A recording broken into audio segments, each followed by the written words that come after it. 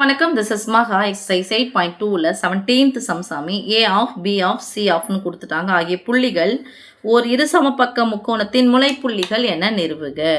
இருசமபக்க முக்கோணத்தின் முனைப்புள்ளிகள்னு சொன்னால் நீங்கள் 9th படிச்சிருப்பீங்க. இருசமபக்கத்தை உருவாக்கும், அதனால் செங்கோண முக்கோணத்தை அமைக்கும் அப்படின்லாம் சொல்லிட்டு நம்ம போட்டோம் அப்படின்னு சொன்னாவே அதனுடைய தூரம், அதுக்கும் இன்னொரு புள்ளிக்கும் இடையே உள்ள தூரம் சேமாக இருக்குது அப்படின்னு சொன்னால், இப்போது ஒரு முக்கோணம் இருக்குது, இது ஏபிசி அப்படின்னு சொன்னால் ஏபிக்குள்ள தூரமும் ஏசிக்குள்ள தூரமும் சமமாக இருந்துச்சு அப்படின்னு சொன்னால் அது இரு சமபக்க முக்கோணம்.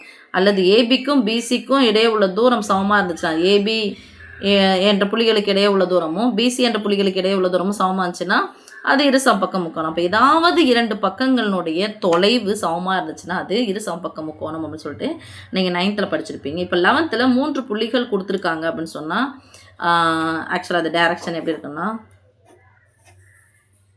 அப்படி தான் இருக்கும். ஓகே, இந்த 3 புள்ளிகள் இது மாதிரி கொடுத்துருக்காங்க அப்படின்னு சொன்னால் இந்த இதில் இரு சமபக்க முக்கோணத்தை உருவாக்கும் அப்படின்னு சொல்லிட்டு கண்டிஷன் கேட்டாங்கன்னா ஏபியினுடைய மதிப்பு அதே தான். அந்த ஏபி பிசி சிஏ கண்டுபிடிக்கணும்.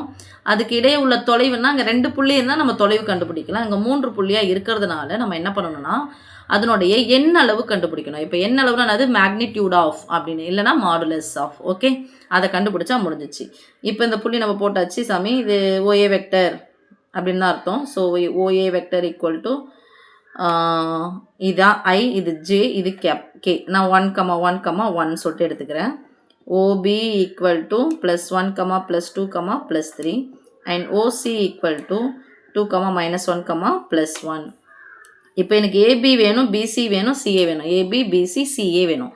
இப்போ ஏபி மட்டும் கண்டுபிடிக்கலாம். ஏபி வெக்டர் ஈக்குவல் என்னது? OB vector minus OA vector.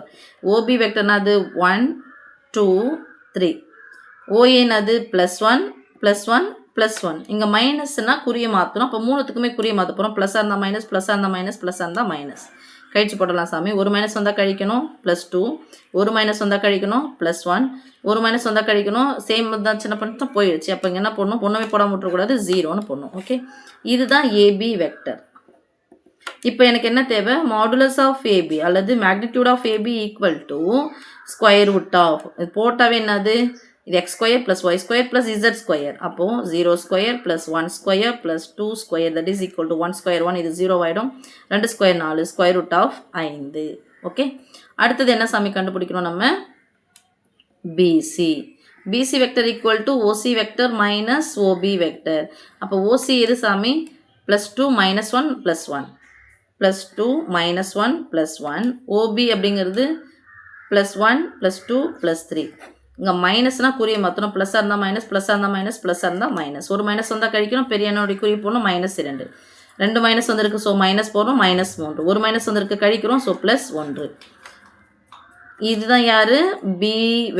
PC vector. இப்போ modulus of BC equal to அல்லது magnitude of BC equal to எண் அளவு அப்படின்னா square root of 1² plus of -3² plus of -2². அடுக்கு ரெட்டப்படையாக இருந்தால் மைனஸ் வந்தாலும் ப்ளஸ் தான் கிடைக்கும். இதுக்குள்ளே இந்த மாதிரி ஸ்கொயர் பண்ணும்போது இப்போயும் மைனஸ் வந்துடாது, பார்த்துக்குங்க.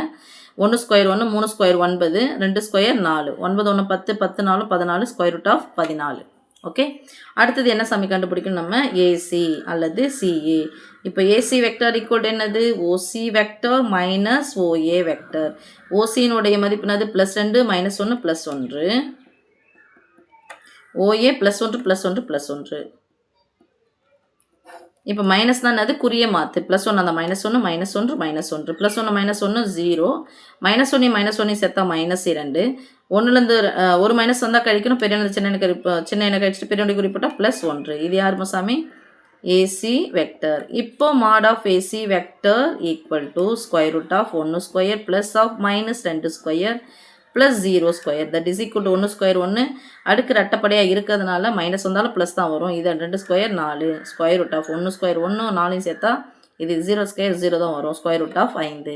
இப்போ பாருங்க சாமி, மாடுலஸ் ஆஃப் ஏசியும் மாடுலஸ் ஆஃப் ஏபியும் சமமாக வந்துடுச்சா? அப்போ